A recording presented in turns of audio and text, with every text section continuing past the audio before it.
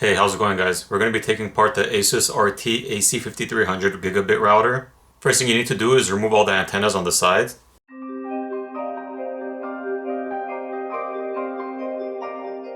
Alright, once you remove all the antennas, go ahead and flip it over. Next, you're going to want to pry off these rubber stands, 4 of them right here. Pry those off.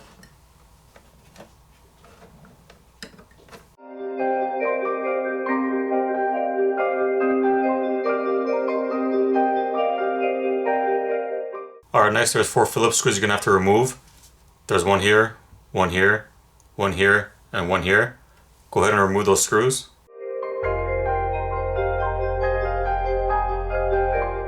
Alright, once you remove the screws, next you're going to remove the rubber gaskets or washers, whatever they are. They're located on the base of each of the antennas.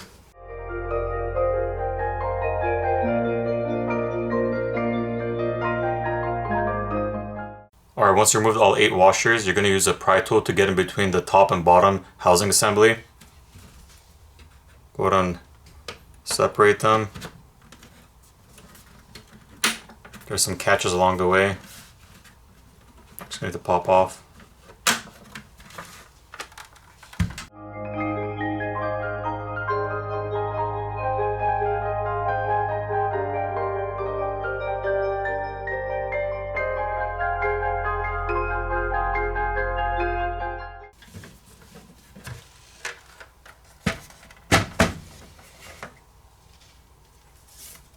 So here's the bottom. Go ahead and put that aside. Alright, so you got the board over here, and you got the 2 heat sinks. Alright, next you have 2 Phillips screws you need to remove. There's one right here, and one in the hole over here of the heat sink. Go ahead and remove those 2.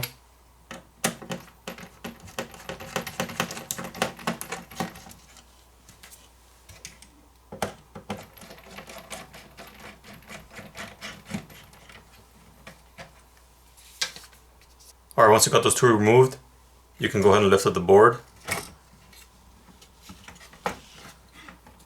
And it's tucked in like a lip over here into this brackets right here. Just pull away from it.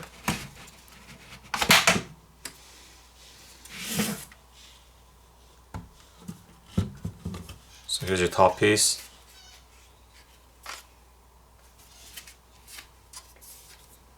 Alright, so on the other side,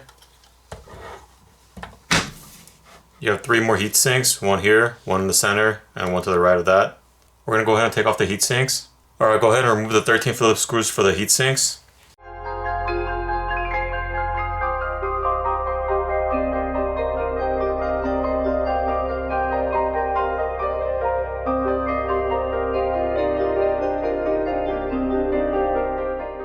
Alright, next go ahead and remove the heat sinks.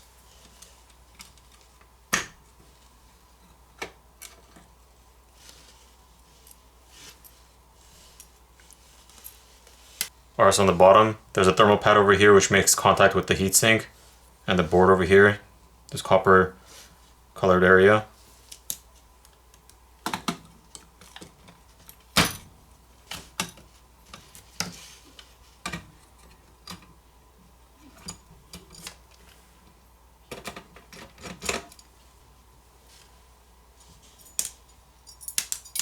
Alright, there's 3 more thermal pads over here.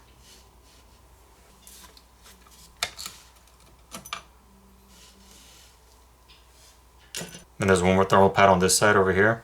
So I'm glad they use thermal pads instead of thermal paste, because thermal paste tends to dry up and you need to replace it quite often compared to the thermal pads that they use.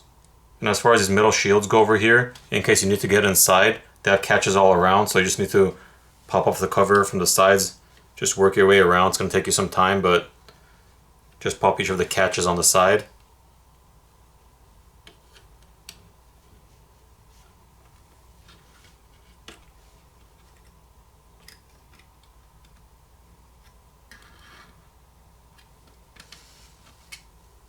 And it comes off like that.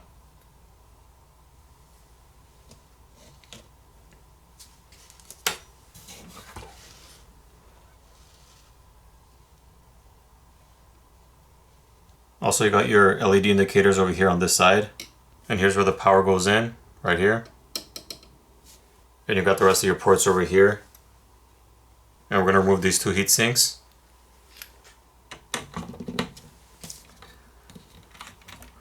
Go ahead and unscrew the screws for them.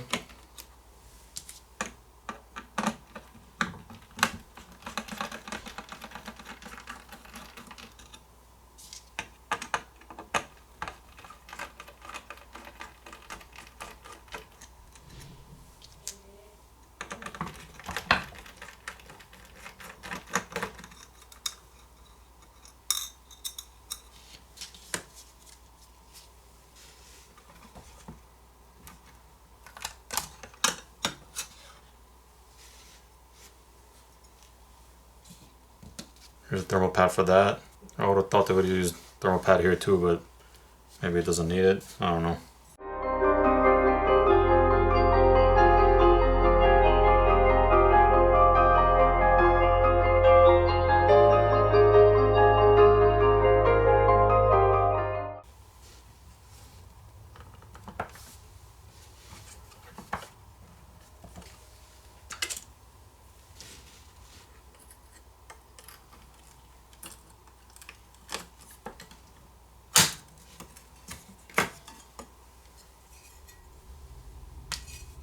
You got the two thermal pads over here.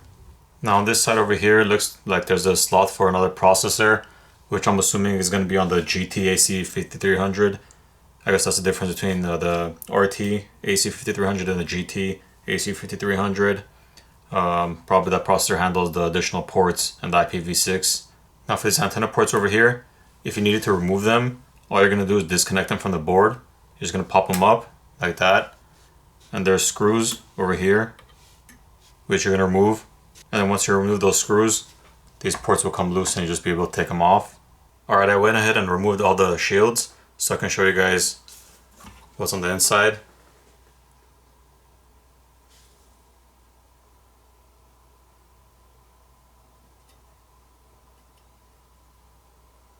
Alright, so on the other side, here's the processor. It's located right here.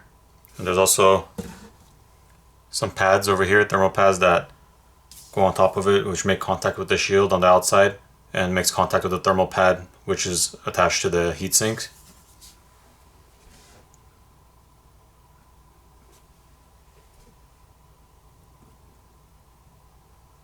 Alright, so now I'm going to go ahead and put the shields back over.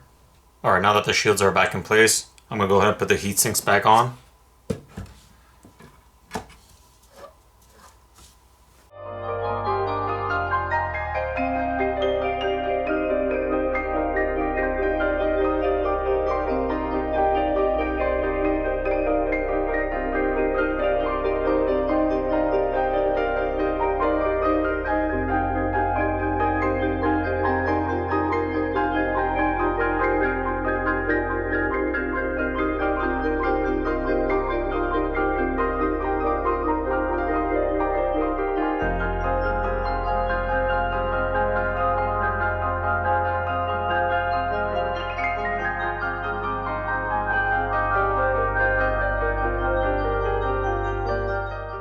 Alright, now once you got all the heat sinks back in place, you're going to go ahead and put it back together. I'm going to also see if I can possibly add a fan on each side of the board, so it could be blowing on top of the heat sinks on each side. I'm going to see if it'll possibly fit in the housing of the router. But for now, I'm going to put it together and show you guys how to reassemble it. And if I'm successful and I'm able to get it to work, I'll go ahead and show you guys another video on that. Alright, so go ahead and put the top housing down here. This is where your LED indicators are. Here's your board.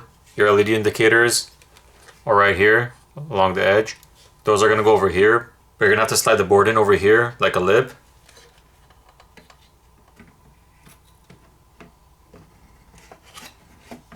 Make sure you get your button over here and these two ports over here. Once they're aligned, go ahead and slip it in. It's going to go in like a lip.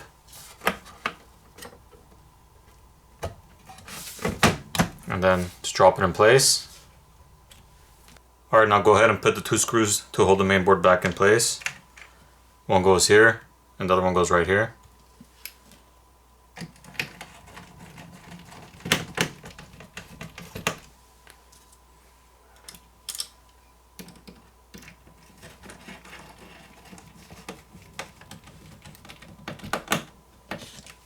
Alright, next you're going to get your back piece.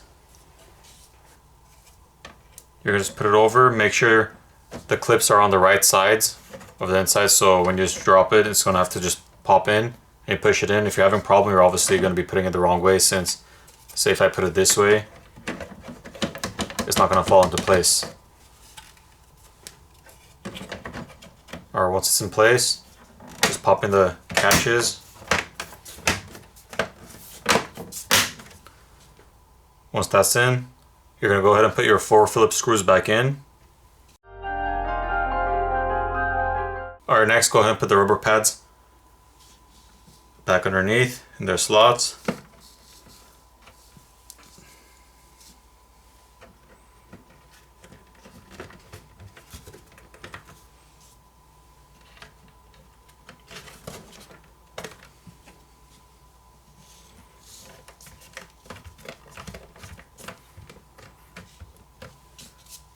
And then go ahead and put the rubber washers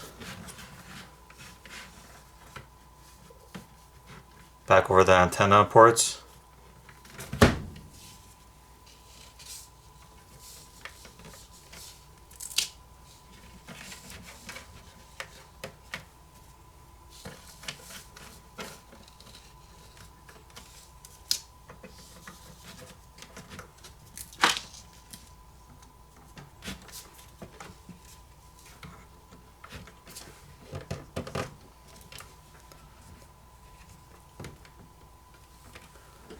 And then go ahead and put your antennas back on.